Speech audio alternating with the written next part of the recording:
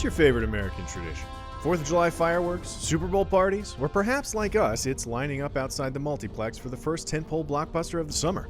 Well, according to one of the most successful horror franchises of all time, it may soon very well be this. In 2013, writer-director James DeMonaco's The Purge shot, slashed, and dog-whistled its way into audiences' nightmares and box office gory glory, paving the way for 3 movie sequels, a soon-to-premiere TV show on the USA Network, and countless last-minute desperation Halloween costume masks. What's that? Good ears. We did say dog whistle. We here at CineFix believe that the first Purge's success, not the movie The First Purge movie titled The Purge, that led to the 4th installment titled The First Purge, apologies for the Who's on First routine. Who is on first? What are you asking me for? I don't know! Was in no small part due to its dog whistling in 360 degrees like a piece of omnidirectional political propaganda, intentionally inflaming audiences' prejudices, but only partially resolving the conflict, leaving the viewers to draw their own conclusions as to whether a purge could really happen. And if so, would they release the beast or be gutted like swine? Please just let us purge. In other words, The Purge was one of the most brilliantly engineered franchise launches in film history. By deploying the very same psychological tricks political operatives used to gin up voters to generate election day turnout, DeMonaco ginned audiences up to generate smash box office success. But does that make The Purge a piece of propaganda? And if so, what exactly is it trying to tell us? DeMonaco's inspiration for the original Purge occurred after a road-raging driver nearly killed he and his wife. In the aftermath, the understandably peeved Mrs. said, "I wish I had one a year," meaning one murder she could get away with. And with that, the creative dark seed was planted deep in the furrows of DeMonaco's wicked mind.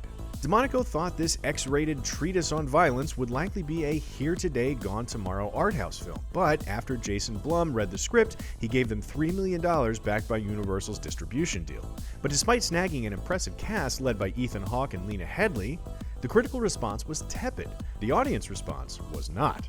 It grossed $36.4 million in the US and Canada its first weekend, showing once again that the critics and the movie-going public often hail from different tribes. James himself would likely agree. He mentioned in an interview with Vulture, "I've always been obsessed with how tribal people are. It would be nice in the perfect world if we would be one great tribe of humanity, but it's incredible how we'll always find a way to break down into groups." Undoubtedly, with this viewpoint, he was well versed in film's history of being used to exploit man's tribal nature.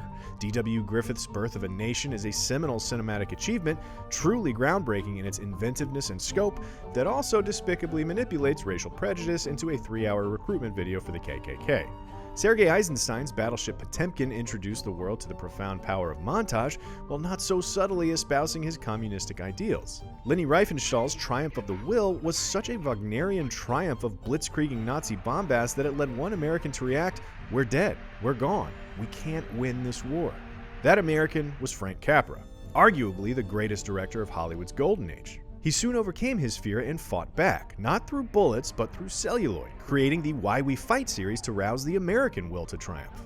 After film propaganda had its heyday, its psychological manipulative potency was swept away with the sands of time, right?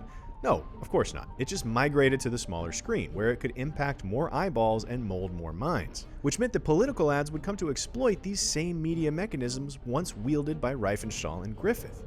Sure, there were charmingly quaint ads like Nixon's famous checkers spot, "I was just there when the bombs were falling," or Eisenhower's shameless Dumbo ripoff, "I Like Ike." Take Ike to Washington. But then there was also this, aired during NBC's Monday Night at the Movies broadcast.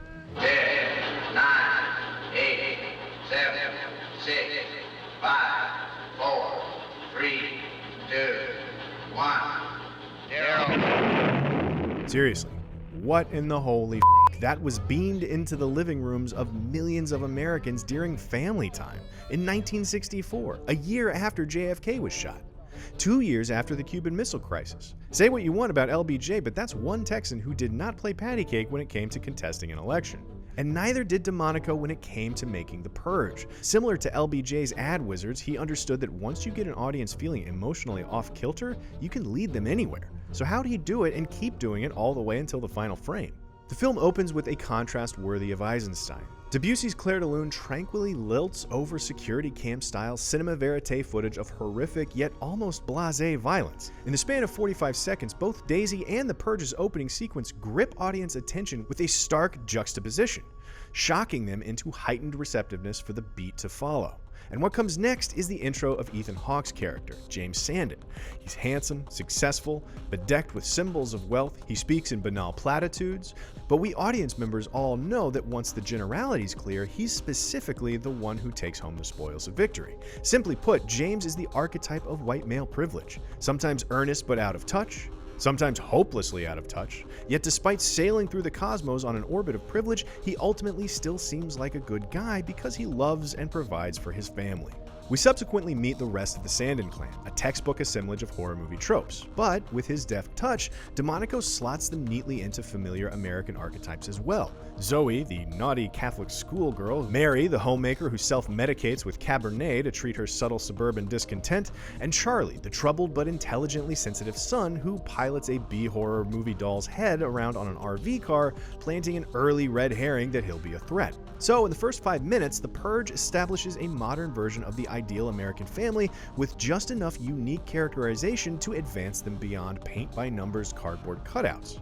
DeMonaco has told the audience this is your tribe, and in doing so built the battlefield for an all-out psychological assault. This is why the first act microaggressions or tight smiles from the neighbors trigger alarm bells. A plate of withheld cookies combined with a shot of neighborly machete sharpening in the hyperviolent sequence already places the audience on high alert. And then they're plunged into the Purge. And which archetype will beset our tribal family of archetypes first to achieve maximum propaganda? Despite a life sentence, Horton received 10 weekend passes from prison. Horton fled, kidnapped a young couple, stabbing the man and repeatedly raping his girlfriend. Weekend prison passes. Dukakis on crime. Nothing subtle here. Dial up scary black man fear-mongering from the get-go. Note the difference between the homeless man's appearance when he's outside looking for help, and then when he infiltrates the home and glowers murderously in his role as hulking, dark-skinned boogeyman. The Lily-White family and the D.W. Griffith offensive stereotypes stare down as racial and class difference collide. Prejudices surface, distrust erupts. I don't understand. Who is he? Why did you let him in our home? And coalesces to force the audience to question themselves. Which tribe do they belong to? Would they shoot him? Would it be racist to do so to save their family? Are they themselves racist? Before the film quicksands into think PC rumination, DeMonaco zags instead of zigs and has the spoiled Henry attack instead. This beat is a microcosm of the auteurship that elevates The Purge beyond pulpy shock, combining emotional triggers, uncomfortable overlaps with hot-button social issues, and last-second misdirects to sell the far-fetched plot elements. Which brings us to the most heavily shellacked archetypes of the movie, the one featured on the posters, the creepy visual icon of the franchise itself, the Purgers. They wear Stepford wife smiles with hollow eyes, symbolizing an America hollowed out by wealth. The gang of marauders are led by the polite leader, a pastiche of Funny Games and American Psycho by way of the Yale Wittenpoofs summering in the Hamptons. It would be near impossible to come off more spoiled by elite privilege with his proclivity for Shakespearean-styled couplets, his embroidered navy blazer, and his Aryan Ubermensch looks. But if there was any doubt when his temper flips into a tantrum, he reveals his warped sense of entitlement, referring to the black homeless man as swine whose only value is in being sacrificed for his cool kid's annual spiritual cleansing. Toodaloo sounded. Now with the family, the neighbors, the homeless man, and the Purgers archetypes all established, DeMonaco tosses them in a blender and the game begins, which he cleverly illustrates by cutting to an establishing shot of a pool and foosball table. Unlike traditional propaganda, this is where the movie transcends one-sided hero worship dog whistling. Aside from Charlie, every archetype gets dinged up and morally implicated. The black homeless man holds the daughter at gunpoint, willing to kill others to save himself. The formerly good white father binds and gags him to deliver him to certain death at the hands of the Purgers in order to save his and his family's skin, just like Europeans who turned in Jews to the Nazis. The formerly good white mother twists a letter opener in the black homeless man's wound to bring him to heal. The daughter blows away the polite leader, saving her family, but only after her hormone-fueled thoughtlessness endangered them all in the first place. I'm so sorry. Woof, that's a boatload of chaotic archetypal reversals. In order to keep the helter-skelter from muddying the waters into audience confusion, DeMonaco deploys horror tropes to ground the action in the familiar. Hiding in a secret space, hiding beneath a bed, a hatchet-wielding killer, creeping along through the dark with flashlights, background reveals as purgers stalk the Sandins in their own home, a pool ball to the head, sing-songy mischief. Before it ends up getting too stale and retready, DeMonaco has one last archetypal trick up his sleeve. He makes the tribe face its own reflection in troubled waters. When the well-to-do neighbors murder the purgers so that they can kill the Sandins themselves, it coalesces all the previous chaos into the film's main propagandistic message. In this America of grave inequality, we are all pitted against each other at all times. You're not safe in your neighborhoods, in your home, even in your relationships. As the clock ticks towards 7 a.m. and the movie bloodily staggers towards the final credits, it's a morning in America, just as Reagan campaigned. But despite the upper-class environs and even an interracial marriage, ultimate wealth proved to be the ultimate curse instead of a first-class ticket to utopia. A mother has her kids looming over their dead father one room over. The diamond-wearing blonde has a broken face. Neighbors are telling each other to go f*** themselves at a breakfast table under the readied gun of a brutalized homeless black man. And even though that homeless man does make it out alive, we half expect him to get killed a la Night of the Living Dead, or at least suffer a get-out-style red herring fatalistic ending. Get him, Grandpa. But it doesn't happen, and it doesn't matter, because notably absent is the hope sloganeering of the Obama or Bill Clinton campaigns. I'm Barack Obama, and I approve this message. Even if this nameless underclass archetype survives his wounds, the next year there will be another purge. The neighbors will still want the Sandins dead. There is no hope. There is no change. How do we know? As the final credits roll, we hear the news bulletin that it was the most successful purge ever. This was the most successful purge yet. It has all the elements of propaganda save one, a conclusion, which is exactly how you launch a franchise. Are you excited for the new Purge TV show? Let us hear about it and be sure to like and subscribe to CineFix for more movie stuff. We'll see you next time.